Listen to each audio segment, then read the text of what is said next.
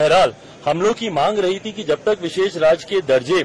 का दर्जा हम लोग को नहीं मिलता, स्पेशल पैकेजेस हम लोग को दिए जाएं। मैं धन्यवाद करूंगा मेरे प्रधानमंत्री आदरणीय नरेंद्र मोदी जी का, मैं धन्यवाद करूंगा हमारी वित्त मंत्री आदरणीय निर्मला सीतारमण जी का कि उन्होंने बिहार को जिस तरीके से स्पेशल पैकेजेस देकर, और मेरे लिए बिहारी होने के नाते खुशी की बात है, और मेरी पार्टी लोक जनशक्ति पार्टी रामविलास ने हमेशा बिहार फर्स्ट बिहारी फर्स्ट के विजन के साथ आगे बढ़ने का काम किया है। इस बजट में बिहार फर्स्ट बिहारी फर्स्ट को भी धरातल पर उतारने के प्रावधान दिए गए हैं। जहां एक तरफ इंफ्रास्ट्रक्चर इसमें मजबूती देने का काम किया गया है, वहां पे ब्रिजेस बना के, वहां पे क्या कहते हैं मेडिकल कॉलेजेस की बात हो, वहां पे एयरपोर्ट्स की बात हो, तो जहां एक तरफ बिहार के इंफ्रास्ट्रक्चर को मजबूत किया गया है, वहीं वहां की अर्थव्यवस्था को मजबूत देने के लिए वहां पे अलग अलग राज्यों में गया हो, राजगीर हो, अलग अलग राज्यों में जिस तरीके से टूरिज्म को भी वहां पे बढ़ावा देने के लिए प्रावधान किए गए हैं, जिस तरीके से बाढ़ की एक बहुत बड़ी समस्या जिससे हम लोग हमेशा दशकों से हम लोग परेशान रहे हैं,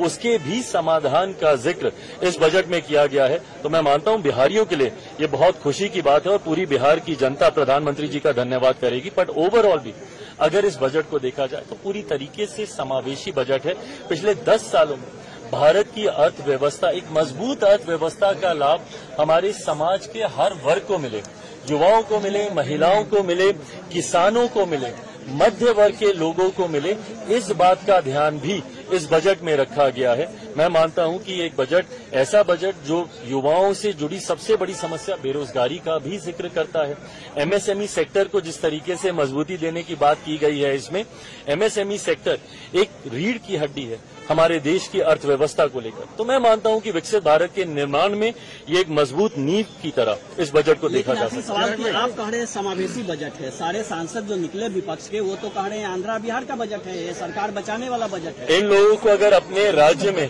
अगर गरीब नहीं दिखते, अपने राज्य में अगर इनको किसान नहीं दिखते, अपने राज्य में इनको मध्य वर्ग के लोग नहीं दिखते, अपने राज्य में इनको महिलाएं नहीं दिखती या युवा नहीं दिखते, तो मैं इनकी सोच के ऊपर कोई टिप्पणी नहीं करूंगा। जब हर इस वर्ग का जिक्र किया गया तो इस वर्ग से आने वाले हर व्यक्ति, भले वो किसी भी राज्य में रहता हो, उसकी सुविधा का जिक्र किया गया। जब आम आदमी की आमदनी को बढ़ाने का